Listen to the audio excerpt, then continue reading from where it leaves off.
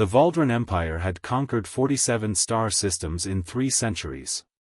Their war fleets were legendary, their tactics refined through countless victories. When their scouts discovered Earth, a primitive world barely reaching its own moon, High Commander Zirith expected the usual outcome, a show of force, a demand for submission, and inevitable capitulation. He was catastrophically wrong. The massive dreadnought Sovereign's Fist entered Earth's orbit alongside 200 warships, casting shadows across entire continents. Ziritha's message was translated into every human language simultaneously: surrender your world. Join the Empire as a servant species, or be annihilated. You have one planetary rotation to decide. The United Nations convened in emergency session. Diplomats argued. World leaders debated. But while politicians talked, something else was happening across Earth. Factories that built automobiles retooled for weapon production. Civilian engineers pored over the Valdran transmission, analyzing their technology. Hackers worldwide collaborated to decrypt Imperial communications. A species that had spent millennia fighting itself suddenly found a common enemy. 24 hours later, Earth's response came not from the UN, but from a retired Marine general named Sarah Okonkwo, broadcasting from a bunker in Colorado. Commander Zirith, humanity thanks you for your generous offer. Her smile was cold. We decline. Zirith was amused. Then you choose extinction. Such waste. We choose to show you what happens when you threaten Earth. The Valdran expected orbital bombardment to break human resistance within hours. Their targeting computers locked onto military installations, power grids, and population centers.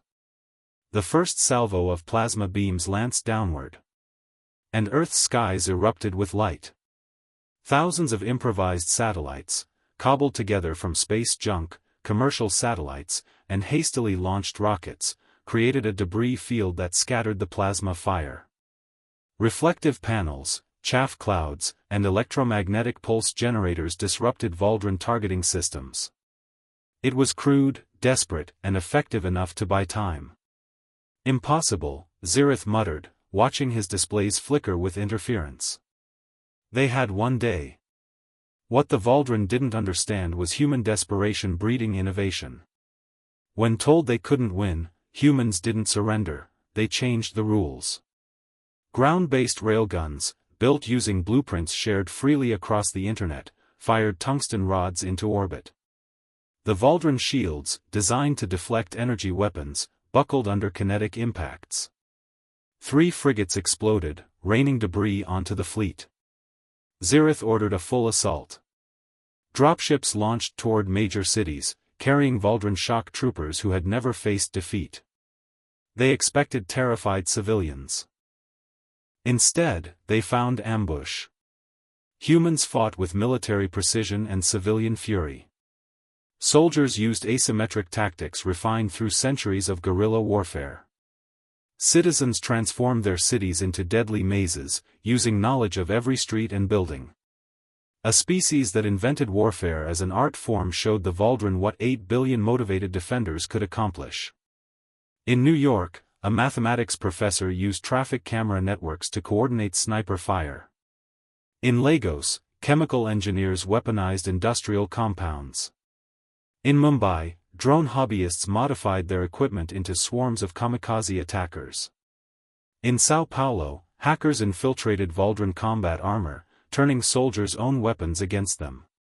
The Valdran were superior in technology, but humans were superior in one crucial aspect: they were fighting for their home. 3 days into the invasion, Zirith watched his fleet reduced by 30%. His ground forces were bogged down in urban warfare they couldn't win. Worst of all, human resistance was growing stronger as they captured and reverse-engineered Valdran technology with terrifying speed. High Commander, his tactical officer reported, voice shaking. Multiple human craft approaching. They've mounted our own plasma cannons on their primitive rockets. Zirith stared at the displays in disbelief.